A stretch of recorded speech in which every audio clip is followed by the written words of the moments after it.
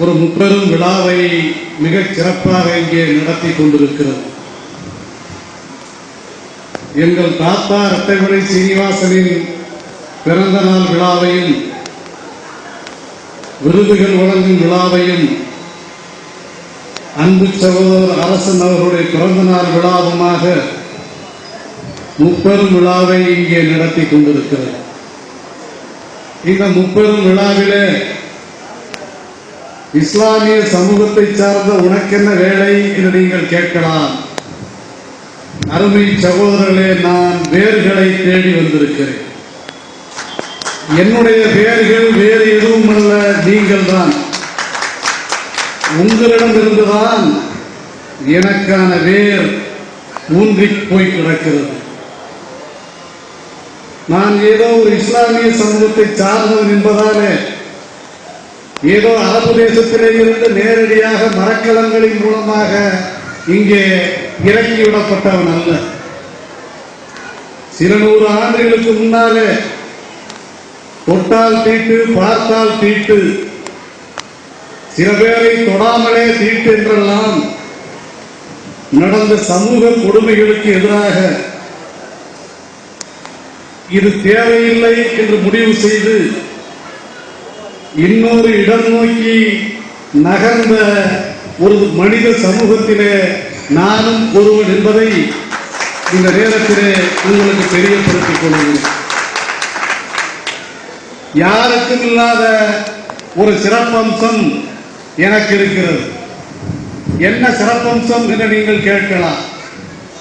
ஒரு நாடாரோ, செட்டியாரோ, கோணாரோ அல்லது ஒரு முக்களத்தோரோ உங்களிடத்திலே வந்து நீங்கள் தான் என்னுடைய வேர்கள் என்றால் யாரும் அதை நம்ப மாட்டார்கள். ஆனால் ஒரு இஸ்லாமியன் நீங்கள் தான் என்னுடைய வேர் என்று சொன்னால் நீங்கள் நம்பித்தான் தீர வேண்டும், வேறு வழி இல்லை. ஏனென்றால் உங்களைப் போல அடி வாங்கி உதை வாங்கி இது தேவையில்லை என்று முடிவெடுத்தவர்களிலே முதலாமவனாக நான் உங்கள் முன்னாலே நின்று கொண்டிருக்கிறேன். அருமை சகோதரர்களே, இன்றைக்கு நான் ஏன் உங்களை வேர்கள் என்று சொல்லுகிறேன் என்றால், இன்றைக்கு இருக்கிற மதங்கள், அதுவும் குறிப்பாக இந்தியாவில் இருக்கிற மதம் இந்து மதம். இந்து மதம் மிக தெளிவாக சொல்லுகிறது. ஒவ்வொரு மதமும் மனிதன் எப்படி உருவானான் என்கிற வரலாற்றை சொல்லுகிறது. ஆதாம் அவ்வார் மூலமாக இஸ்லாமியர்கள் தோற்றுவிக்கப்பட்டார்கள். இஸ்லாமிய மதம் மார்க்கம் சொல்லுகிறது. அதையே கிறிஸ்தவம் சொல்லுகிறது. ஆனால் இந்து மதம் மிக தெளிவாக சொல்லுகிறது, பிரம்மன் தான் உங்களை படைத்தான் என்று சொல்லுகிறது. பிரம்மன் எப்படி படைத்தான்? சாதாரணமாக படைக்கவில்லை. பிரம்மன் தோளிலே நெற்றியிலே இருந்து கொஞ்சம் பேரை படைக்கிறான். பிரம்மன் தோளிலே இருந்து கொஞ்சம் பேரை படைக்கிறான். பிரம்மன் தொடையிலே இருந்து கொஞ்சம் பேரை படைக்கிறான். பிரம்மன் காலிலே இருந்து கொஞ்சம் பேரை படைக்கிறான். ஒவ்வொரு மதமும் மார்க்கமும் இப்படித்தான் மனிதர்கள் பிறந்தார்கள் என்று சொல்லுகிறது. ஆனால் இந்து மதம் தெளிவாக சொல்லுகிறது, பிரம்மனுடைய உடம்பிலே தான் மனிதர்கள் படைக்கப்பட்டார். அதுவும் 3 கடவுளை சொல்லுகிறது. அதாவது உருவாக்குவதற்கு ஒரு கடவுள், ஆக்குவதற்கு ஒரு கடவுள், பாதுகாப்பதற்கு ஒரு கடவுள், அழிப்பதற்கு ஒரு கடவுள். உருவாக்குவதற்கு பிரம்மன் கடவுள், பாதுகாப்பதற்கு விஷ்ணு கடவுள், அழிப்பதற்கு சிவன் கடவுள் என்று 3 கடவுள்களை இந்து மதம் சொல்லுகிறது. அதிலே உருவாக்குகிற கடவுள், அப்புறம் பாதுகாக்கிற கடவுள், கடைசியிலே அழிக்கிற கடவுள். அழிக்கிற கடவுள் யார்? சிவன். அவன் எங்கே இருப்பான்? அவன் சுடுகாட்டிலே இருப்பான். சுடுகாட்டிலே என்ன செய்வான்? அவன் சாம்பலை பூசிக்கொண்டிருப்பான். அவன் யார்? அவன் தான் திராவிடர்களின் கடவுள். அதையும் அவரே சொல்லுகிறார். சரி, படைக்கிறாங்க கடவுள், அவன் எப்படி இருப்பான்? அழிக்கிற கடவுள் அவன் எப்படி இருப்பான்? அழிக்கிற கடவுள் கருப்பாக இருப்பான், அசிங்கமாக இருப்பான். சுடுகாட்டு சாம்பலை பூசிக்கொள்கிறான் அல்லவா, அப்படித்தான் இருப்பான். சரி, உருவாக்குகிற கடவுள் எப்படி இருப்பான்? அவன் அழகாக சிவப்பாக இருப்பான். அதையும் இந்து மதம் சொல்லுகிறது. சரி, உருவாக்குகிறான், எப்படி உருவாக்குகிறான்?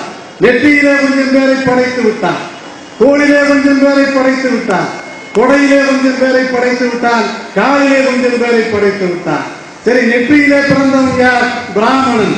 பிரம்மத்தை உணர்ந்ததாலே பிராமணன். படைக்கிற கடவுளை உள்வாங்கிக் கொண்டதாலே பிராமணன் நெற்றியிலே பிறந்தான். போரிலே பிறந்தவன் யார்?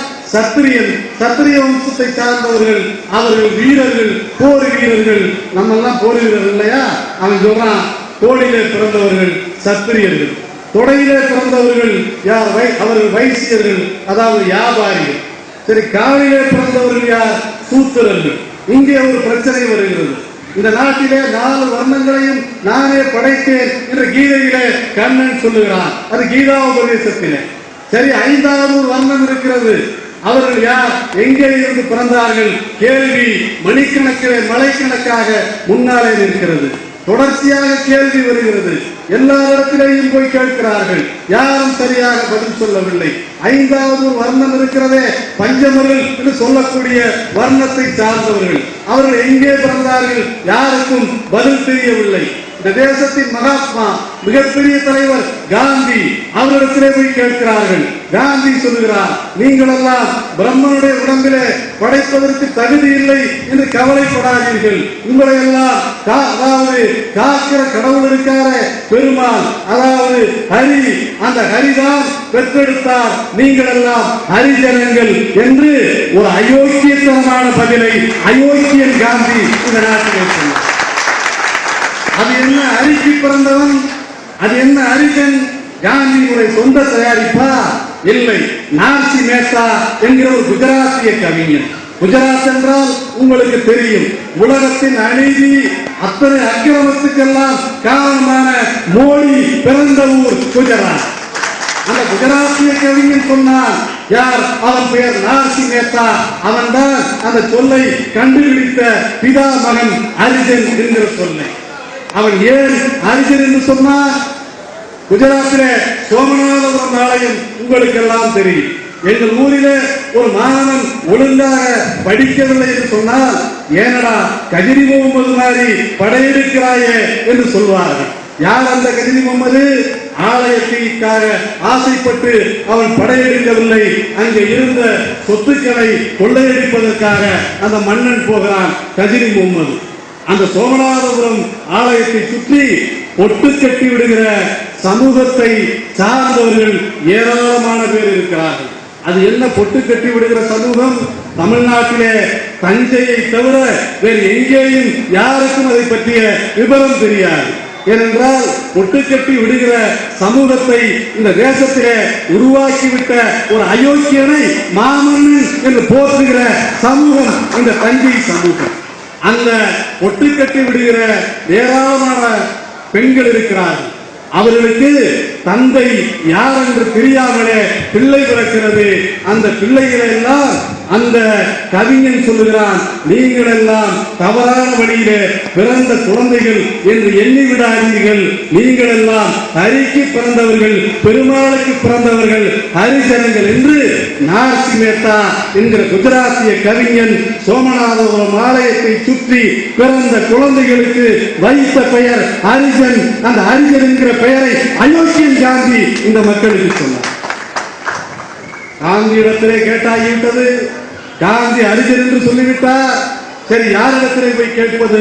இந்த தேசத்திலே இதற்கான பதிலை சொல்லக்கூடிய தகுதி வாய்ந்த ஒரே மனிதன் தமிழ்நாட்டிலே இருக்கிறார். அந்த மனிதனுக்கு பெயர் தந்தை பெரியார்.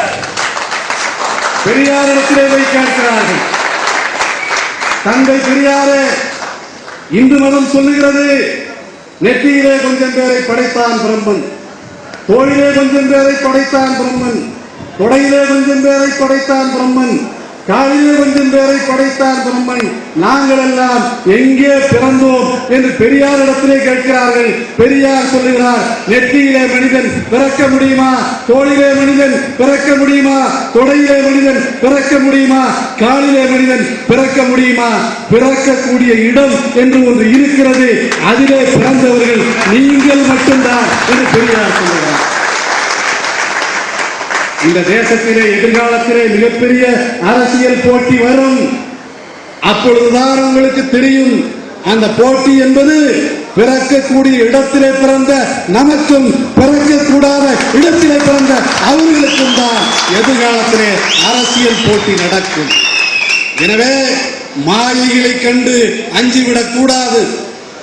மனமாச்சரியங்களோடு நாம் ஒதுங்கிவிடக் கூடாது. இந்த தேசத்திலே நாம் ஆள பிறந்தவர்கள் என்பதை மட்டும் மறந்து விடாதீர்கள். இது என்ன மன்னர் ஆட்சியா? ஆள்வதற்கு வழி உண்டா? ஆள பிறந்தவர்கள் என்று சொல்லுகிறீர்களே, இது சரியா என்று கேட்கிறீர்களே. அருமை சகோதரர்களை, நான் ஒன்றை சொல்லுகிறேன். 1952 முதலாவது தேர்தல் இந்தியாவில் நடந்தது, தமிழ்நாட்டிலேயும் நடந்தது. 52 இருந்து இன்றைக்கு வரை 35% வாக்குகளை வாங்கியிருந்தால் தமிழ்நாட்டின் ஆட்சி கட்டிலே அமர்ந்திருக்கிறார்கள். ஏன் இன்றைக்கு கூட வெறும் 32% வாக்குகளை வாங்கிய மோடி தான் இந்த தேசத்தின் பிரதமராக இருக்கிறார். தொடர்ச்சியாக 30, 32, 31 இப்படித்தான் 16 முறை நடந்த தேர்தல்களிலேயும் ஒவ்வொரு யார் முதலமைச்சர் நாற்காலியை பெற்றிருக்கிறார்களோ, யார் பிரதமர் நாற்காலியை பெற்றிருக்கிறார்களோ, இவர்களெல்லாம் பெற்ற வாக்கு சதவீதம் 35% மேல் இதுவரை இல்லை. நான் ஒரே ஒரு கணக்கை சொல்கிறேன். இந்த இந்தியாவில் 17% இஸ்லாமியர்கள் இருக்கிறார்கள். 25% ஒடுக்கப்பட்ட சமூக மக்கள், தலித்துகள், தாழ்த்தப்பட்ட சமூக மக்கள் இருக்கிறார்கள். 35, 17, 42%.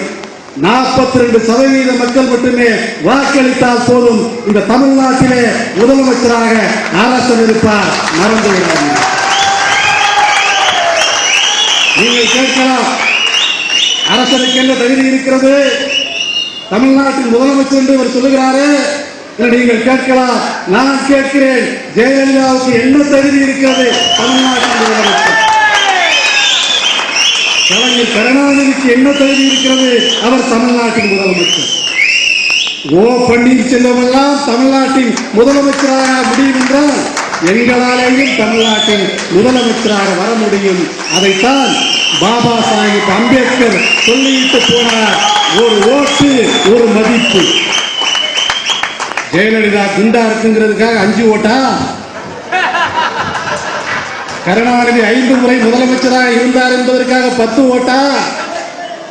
அரசனுக்கு ஒரு ஓட்டு தான், கருணாநிதிக்கு ஒரு ஓட்டு தான், ஜெயலலிதாவுக்கு ஒரு ஓட்டு தான், இங்க இருக்கிற திருமண செல்வனுக்கு ஒரு ஓட்டு தான்.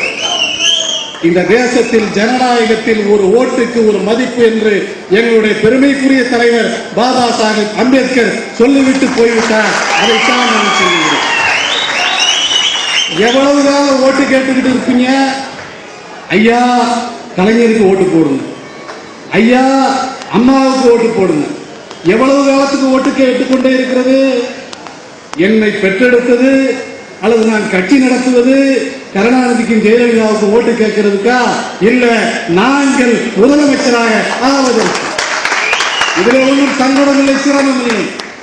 கொஞ்சம் துணிச்சல் இருந்தால், கொஞ்சம் தைரியம் இருந்தால், இந்த தேசத்திலே எதிர்த்து கேட்கக்கூடிய திராணி இருந்தால் நம்மாலும் அதிகாரத்துக்கு வர முடியும். நம்புங்க.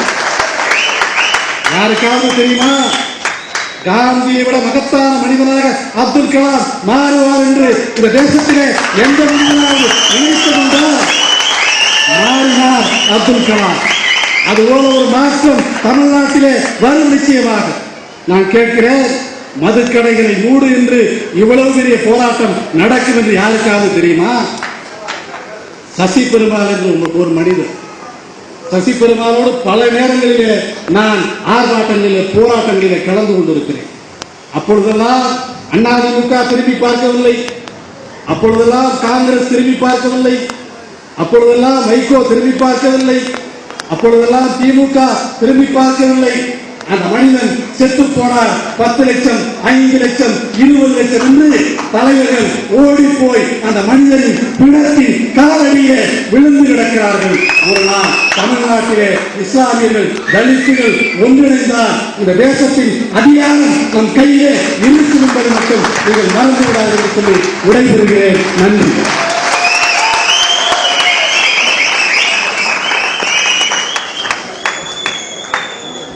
சிறப்பாக